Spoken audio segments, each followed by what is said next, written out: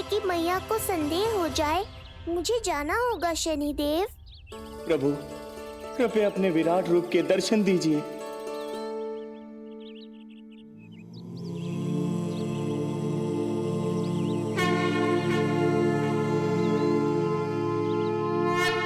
सशंख चक्रम सकिरीट कुंडलम सपीत वस्त्रम सरसीरुहेक्षणम सहार वक्षस्थलशोभिकौस्तुभम् नमामि विष्णुं शिरसा चतुर्भुजम्।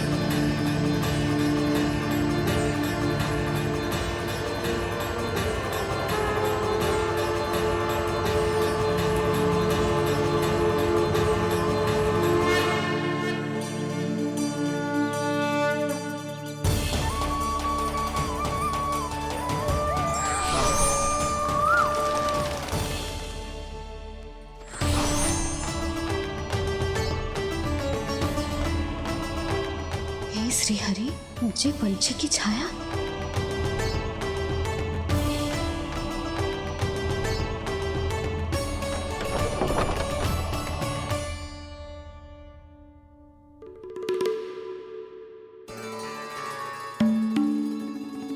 यशोदा, क्या हुआ? क्या देख रही हो? क्षण भर को लगो जैसे लल्ला की ना कोई पंछी की छाया हो। पंछी?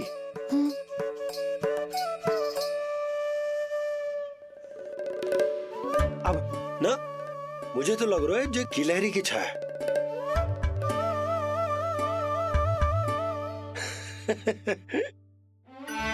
यशोदा, बालक नीलमणि है और बालकों वाले काम तुम कर रही हो।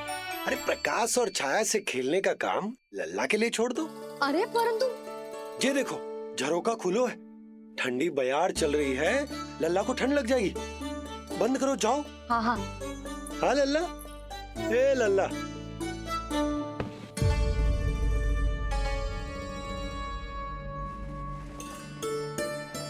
आज सब कितने सज धज के आए थे तुझसे मिलने के लिए, जैसे दीपावली हो। है ना लल्ला? सिवाय इनके देखो,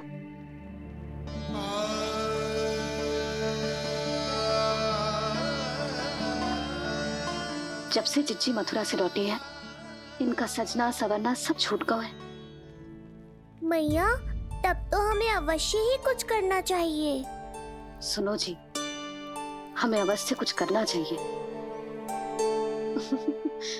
जे इसे देखो, ना तो जे थको है, ना इसकी आंखों में नींद है। हो सकता है इसका भी मन हो अपनी बड़ी माँ से बात करने का।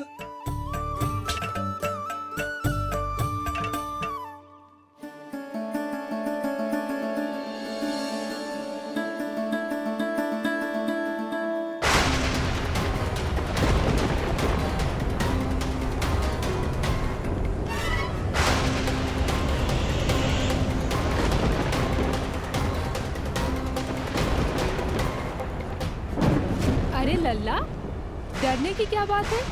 बस थोड़ी आंधी तो है।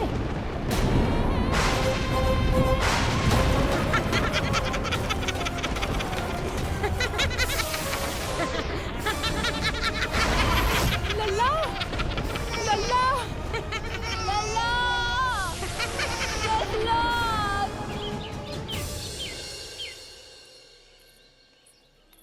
जिज्जी, अरे यशोदा, नंद भैया। चिच्ची, ये नीलमणि के षष्ठी पूजन का उपहार है।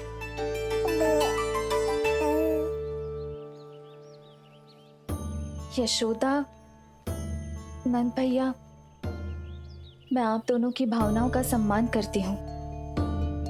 आप दोनों को तो पता है, मेरे हृदय में नीलमणि के प्रति अत्यधिक प्रेम है।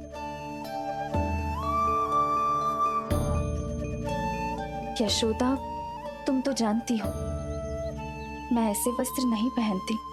स्त्री का श्रृंगार उसके पति से होता है और मेरे पति तो उस महादुष्ट कंस के कारागार में बंदी है। ऐसे में इस रास रंग का झूठा दिखावा कैसे करूं नंद भैया? अभी समय नहीं हुआ है, इसीलिए विवश हूँ। पर आपका दुख मैं भली भांति समझता हूँ बड़ी माँ।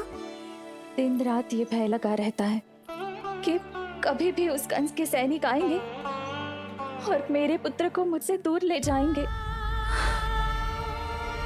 इस आशंका में मैंने उसका बालपन भी खो दिया है। उस नन्हे से बालक को 4 दीवारों के भीतर बंद करके रखा है मैंने। थोड़ी देर और, बस तेरे बाबा अब भी आते ही होंगे।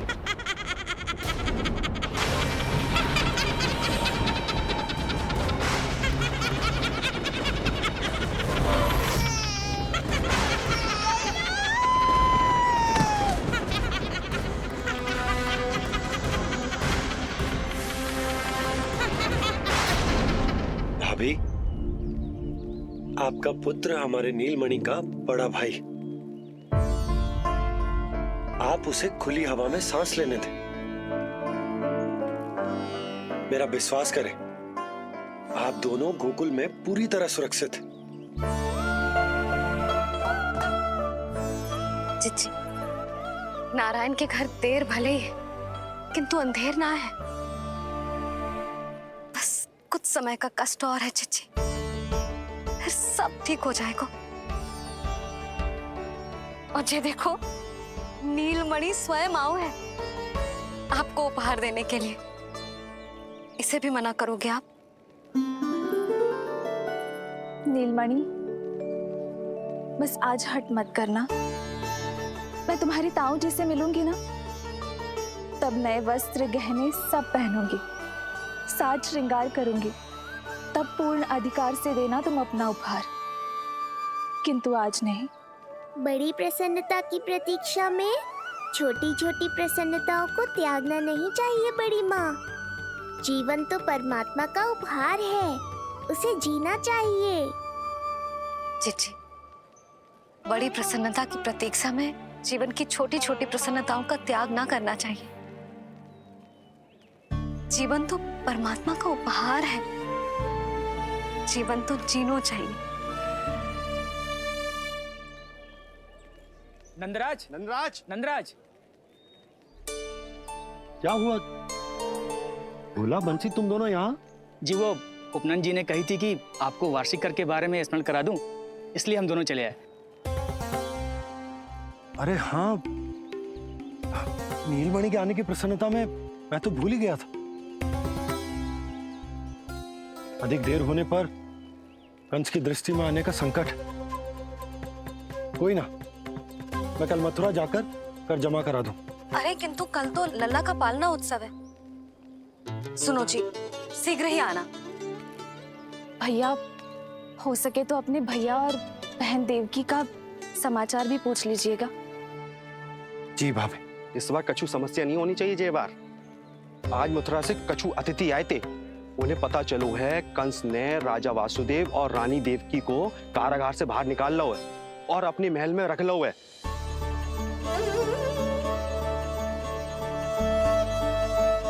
ये तो अत्यंत शुभ समाचार है।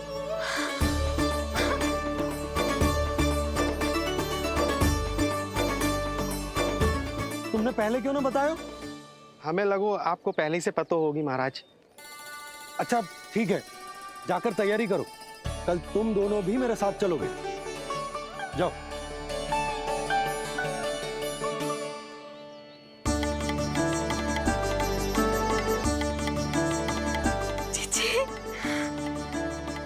भाभी, यशोदा ने कहा था ना कि नारायण के घर देर अवश्य, परंतु अंधेर ना है।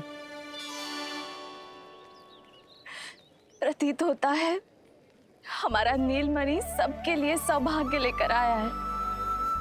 सच्ची भाभी, नारायण का वरदान है जय बालक। भाभी, अब हमें चलना चाहिए। और हाँ, कल वसुदेव भैया और देव की भाभी से बिना मिले वापस ना आऊंगा मैं। उन्हें कह दूंगा और बता दूंगा कि कितना स्मरण करते हो आप उन्हें। चिच्ची, शुभ समाचार मिलो है। अब तुझे उपहार स्वीकार करना पड़ेगा। हाँ यशोदा, अत्यंत शुभ समाचार आया है और अपने साथ ही आशा भी लाया है कि अब शीघ्र ही उनसे मिलना संभव होगा।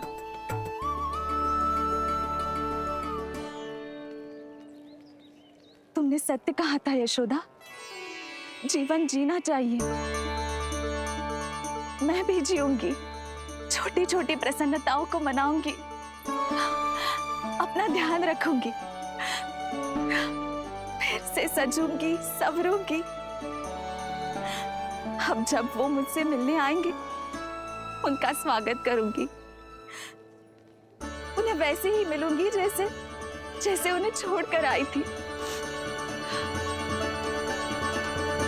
मैं आपको आपके दुख से मुक्ति दिलाऊंगा। बस कुछ समय तक और प्रतीक्षा कर लीजिए बड़ी माँ।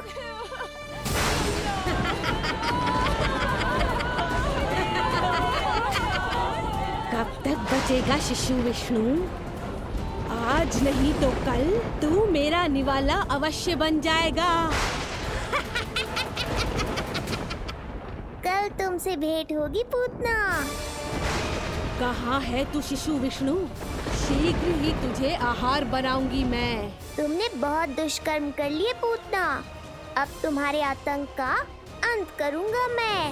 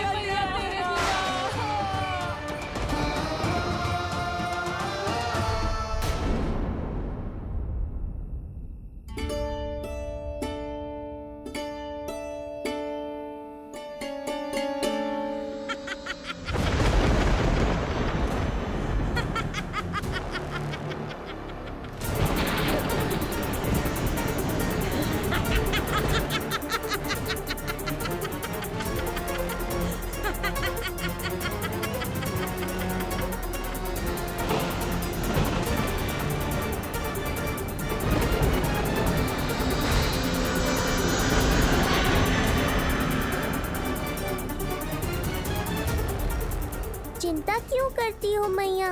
मैं हूँ ना।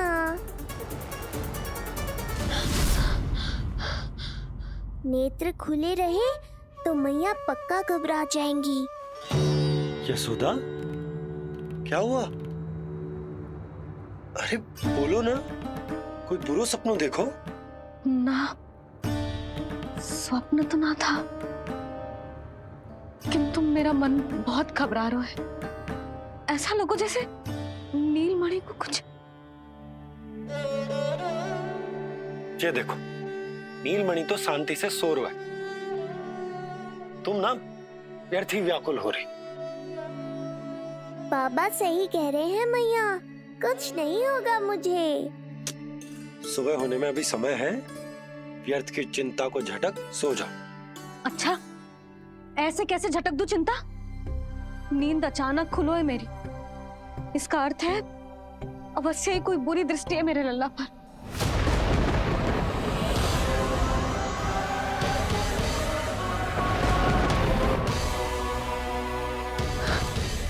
आप भी कल जा रहे हो मथुरा? सुनो जी, जाना आवश्यक है, रुक ना सकते आप। कर जमा करानो है यशोदा, कल अंतिम दिन है। यदि वो निकल गए तो नारायण ही जाने वो कंस क्या करेगा। जानो आवश्यक। पिछले 6 दिन से नित्य कोई ना कोई कर्मकांड संस्कार चल रहा है, इसीलिए तुम थक गई हो। तनिक विश्राम कर लो, सो जाओ।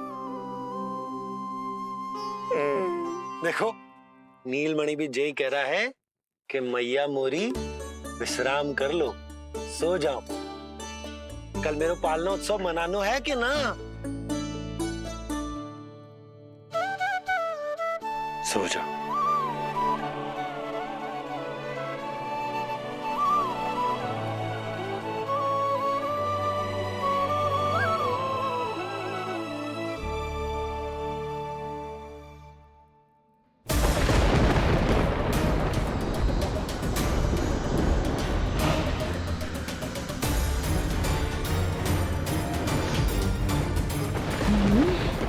शिशु की गंध।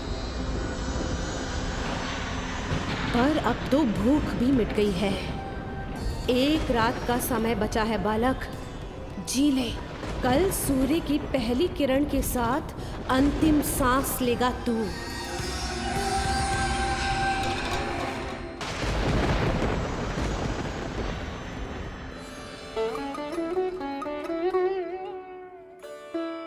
संतान के लिए मैया का कैसा अद्भुत प्रेम है ये। पूतना की छाया से ही इन्हें आने वाले संकट का आभास हो गया।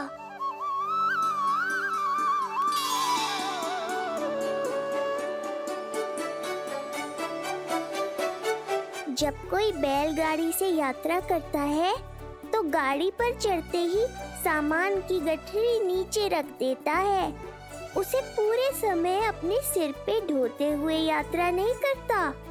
उसी प्रकार आप भी अपनी चिंता की गठरी मुझे सौंप दो मैया, मैं सब संभाल लूंगा।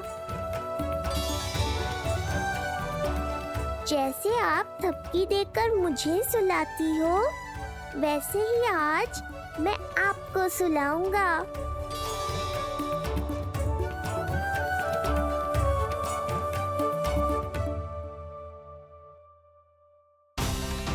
वचन देता हूँ मैया, जिसने आज आपकी निद्रा भंग की है, कल उसे चिर निद्रा में सुला दूंगा मैं।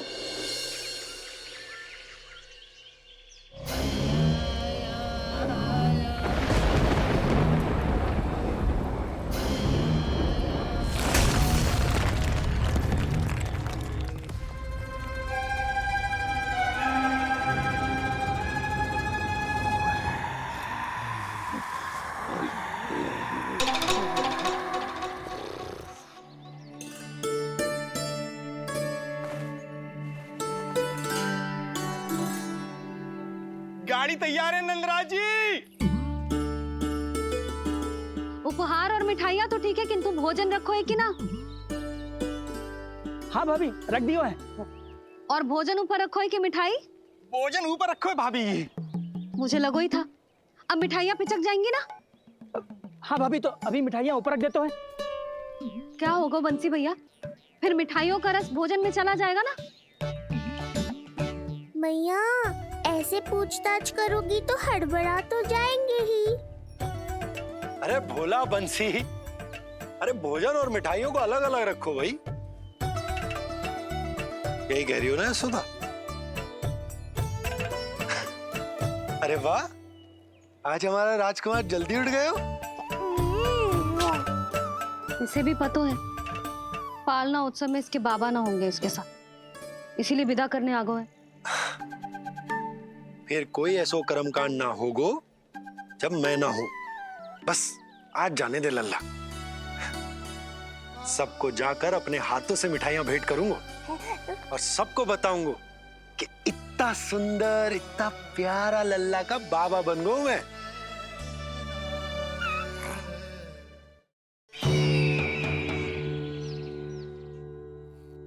भैया के अत्याचारों की कोई सीमा ही नहीं। हमारे पुत्र को ढूंढने के लिए अब उन्होंने पूतना को आदेश दिया है। वो केवल महाभयंकर ही नहीं बल्कि मायावी भी है। हमें किसी भी प्रकार से ये सूचना गोकुल भिजवानी होगी। सत्य कह रही हो देवकी, मुझे भाई नंद को किसी भी तरह सावधान करना ही होगा, किंतु कैसे? हमारे लल्ला के बारे में जानकर सबसे अधिक कौन प्रसन्न होगा पता है? वसुदेव भैया। सत्य कहा आपने।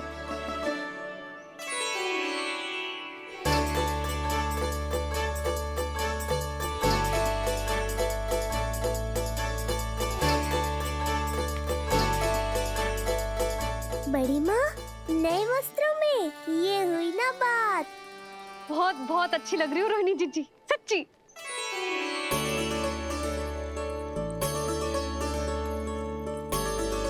आपने जीवन में फिर से रुचि लेना आरंभ कर दियो है, ये जानकर वसुदेव भैया की प्रसन्नता दुगनी हो जाएगी। ये उनके लिए मेरे हाथों से बनाए पेड़े मथुरा के पेड़ों से भी अधिक प्रिय है उन्हें। और ये देवकी की नवजात कन्या के लिए कहिएगा केवल वस्त्र नहीं है, अपना आशीर्वाद भेजा है मैंने। जी। सच में यशोदा, नीलमणि एक आशा का दूत बनकर आया है मेरे जीवन में। नंद भैया उनसे ये भी कहिएगा कि मैं और उनका पुत्र हम दोनों ही यहाँ कुशल से हैं। अगर ईश्वर ने चाहा तो शीघ्र ही उनसे मिलना संभव होगा। वसुदेव भैया और देवकी भाभी से बहुत सारी बातें करनी, यदि विलंब हो जाए तो चिंता मत कर, जाने से पहले अल्लाह को हृदय से तो लगा लो।